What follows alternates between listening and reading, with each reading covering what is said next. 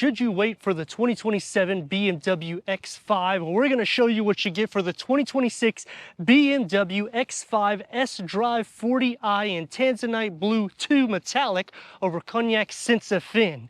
Last year we got some updates. When you go into the M60 variant or the plug-in hybrid, you're going to get a standard 2-axle air suspension.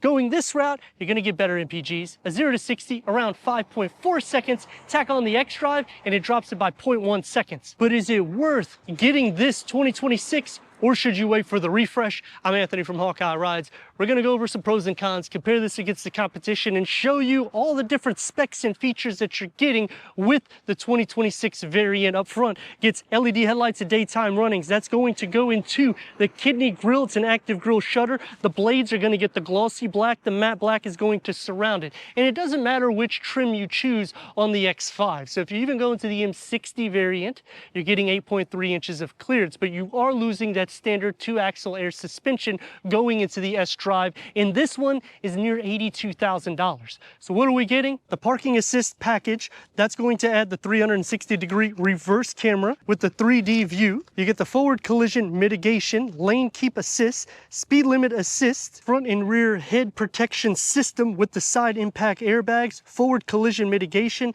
active blind spot detection, and lane keeping assist. And it's not just safety, but full adaptive headlights for the front. The lower is going to look a little bit more aggressive because we have the M Sport package. And the M Sport Professional package is going to add the M Shadowline lights, the illuminated kidney grille, which will just give you a more sporty profile going this route. Underneath the hood, you get the B58. It's not changed. It's still a 3.0 liter BMW twin power turbocharged, producing 375 horsepower with 398 pound-feet of torque. That's paired to an 8-speed automatic transmission. And with that 48-volt mild hybrid system, it's achieving 23 MPGs for the city, 27 MPGs for the highway, and that M Sport package plus the M Professional package comes into the side because you get the red brake calipers. Because of the M Sport Professional package, that's adding 4 pistons in the front, a single floating caliper in the rear. These upgraded 21-inch wheels, that's because we have the M Sport package. So it is a couple things that I would definitely tick the box to, but when you're looking at near an $82,000 price, you may want to cross shop with the plug-in hybrid because it's going to be a quicker 0 to 60, better MPG, standard 2-axle air suspension. And then if you really need power but you're not concerned about your MPGs, go into the M60i variant. Going against competition, Audi, you can have a 3-row variant because you could go for the Q7. The Q8 is going to be more or less compared against the X6 because of the coupe design. And the same thing for Mercedes. Going against Genesis, they have upped their game quite a bit because now the new GV80, I have a ton of reviews on them. I mean, you can get the new E-Supercharge on the coupe. Thing has over 400 horsepower. But then on the pricing, it's actually right at the same as this. So would you rather go Genesis or BMW? Drop a comment and let me know what you think about that. A near 50-50 weight distribution, that's going to be on the M60i, whereas this is at 48.9, 51.1, which isn't bad. It's just when you tick it with a rear-wheel drive configuration, it can get a little bit more wheel happy. I usually tend to tell people to go into the xDrive, which is their all-wheel drive configuration, and that will send torque to individual wheels to keep the vehicle more planted, especially when you're putting 21-inch wheels in any type of tire shine. You just got to be careful. But I am a fan of the Tanzanite Blue Metallic and the Carbon Black because I think these are the most unique colors. Depending on the outside weather, it can make it look a lot more sharp and dynamic.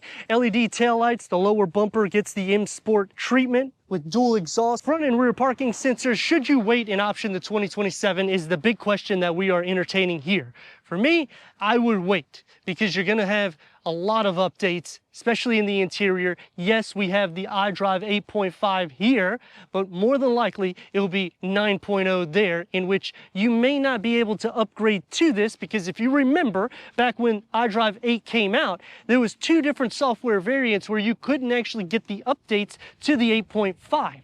So when I'm starting to put that in content, I like that we got the B58 engine. It's a bulletproof engine, but because it's near $82,000 with the features we're showcasing, I know next year it's gonna go up in price, but that's also gonna make this depreciate just a little bit more so. So if you are considering a 26 because you like the styling and you like what you're getting in technology, by all means, go for it. Just make sure you get a deal. Power liftgate going into 33.9 cubic feet of storage.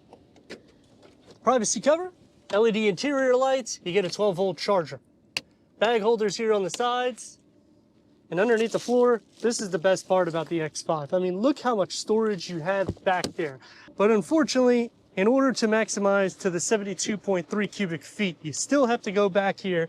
You pull the tab here, it's gonna fold down at a 60-40 split or a 40-20-40 split to maximize the cargo capacity to the X5. But we need to go inside, start it up, so you can hear that exhaust note. The key fob to the BMW X5 sDrive 40i. 20-way power seat adjustment. Heated front seats. The comfort package adds heated the armrest, the steering wheel, and the rear seating. We have the premium package, which adds the heads-up display, the Harman Kardon surround sound, and the Live Cockpit Pro system with the remote engine start. Memory for the driver and passenger with massage seats. Is it worth optioning this over the 26 variant? Well, inside you're going to have the ambient lighting with the X5 badging. You have the wood inlays, the contrast stitch, the Sense of Fin carries on here. Leg space isn't going to be bad for the passenger, but it is a driver-focused setup with the BMW curved panel 2-screen layout. Let's fire it up.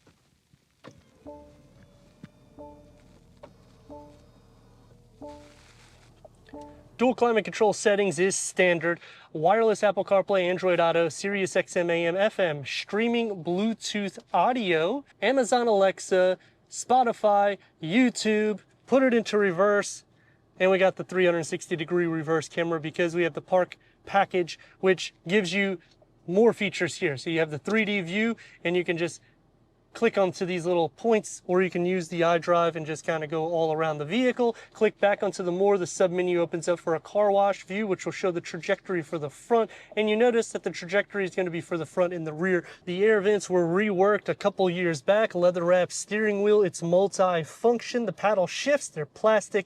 That's always a con to me. The gauge cluster is a 12.3 digital reader. You can go through an array of different content for the driver. We're already over 82 grand, and it doesn't have AR, which would show the cameras in the front. You can change the layout here so it'll be more open, or you can make it more sport drive. And when you put it into sport mode, it'll automatically do these boomerang for your tachometer and your odometer. Going into a wireless charging pad here, USB 12 volt, you got a little storage area here. You're gonna have the glossy black and the satin aluminum. Ambient lighting that's gonna be found throughout the interior of the cabin. It's soft to touch, opens up into a medium-sized storage pocket, and you get a USB-C port. You're gonna have plenty of leg space, auto-dimming rear view mirror with the home link and LED interior lights. Headroom, it's a BMW X5, so you're taken care of there. Should you wait to get the 2026, well, the interior is gonna be updated. You also have the headrest that will adjust here. So I like how you're getting all of these features, but 82 or near 82 grand, it's a lot.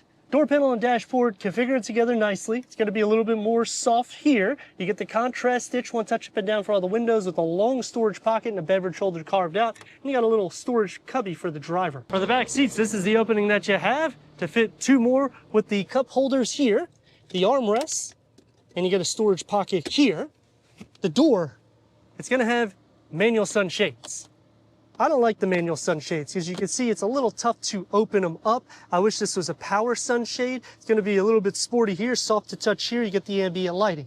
Storage is about the same as the front. Sitting behind me, you're going to have a USB-C port. You'll have the air vent right here.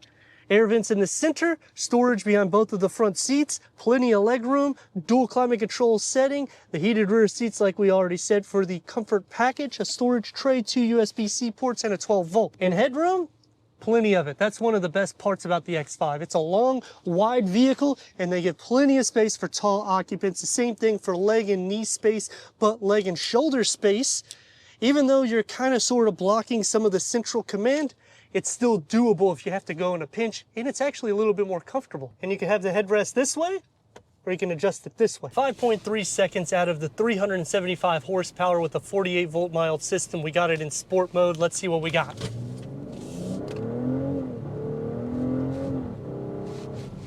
Get a throaty exhaust note. Now this is not the xDrive, so I'm gonna slow down a little bit.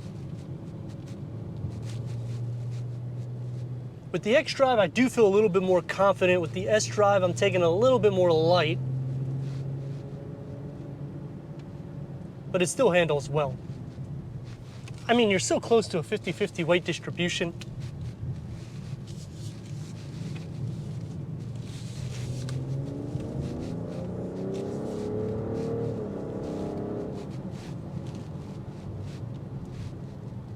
Braking is good.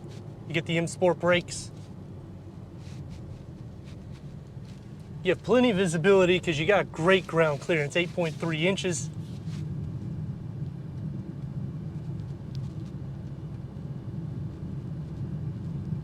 And let's see the wraparound.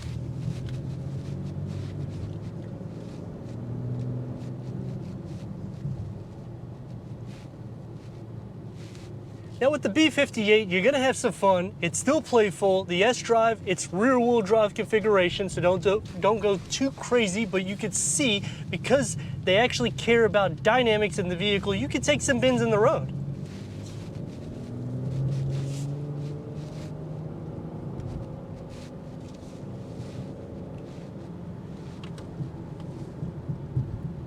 And BMW captures that performance that the Germans just do an excellent job with it. Is it worth getting the 26 or the 27? That's the question. It's going to start off with some pros and cons. With the pros to the vehicle, you have a fun driving vehicle. You get iDrive 8.5, so you're taken care of with the latest technology. We got all the safety. We pretty much got every damn feature you can get. But then the con is you're near $82,000. I know it's $81,100 and change. By the time you add tax, title, all this crap, it's going to be pretty expensive. So for that reason, I would consider waiting for the 2027 variant because it is getting a refresh on the exterior and the interior. We are going to lose the M variant because so far they have not confirmed that, but you're still going to get the M60, so that's plenty of power because that's the detuned S68 engine that's in the M. Yes, you're not getting all of the components to cool it down to make it as track worthy, but I'm all right with that. And when we're at this trim level, I mean, you're not really looking at that much power. You're looking for power and luxury.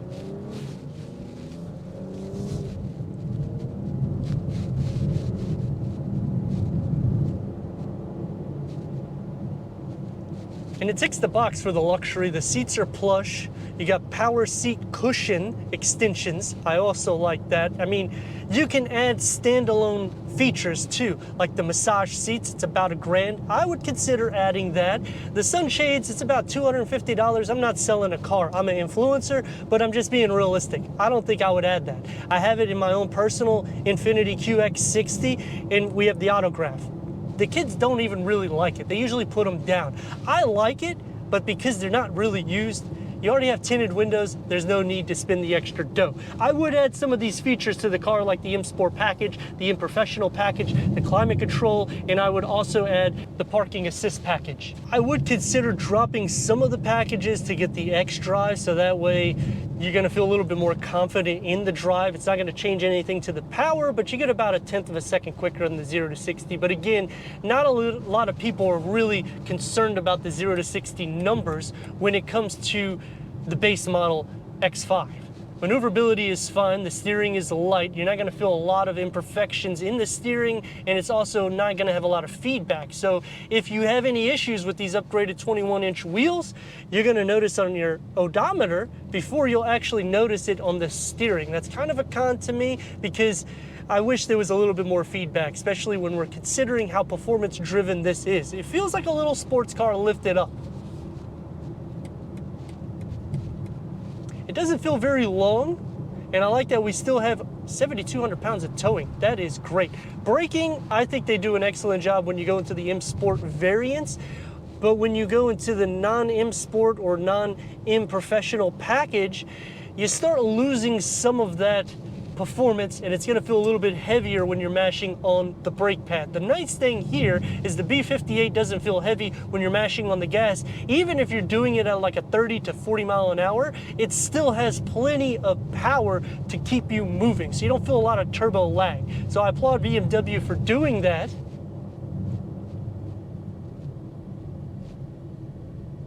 I mean, X5, it's a solid vehicle. You get a lot of features with it, but at this price, I may skip it and wait for the 2027 variant just because we're getting so much more updates with the technology, exterior, and some interior components. But let me know which way you would go in the comments. And if you're new to the channel, consider subscribing. Check out this next video right here. And I'd like to thank our friends here at BMW of Wesley Chapel.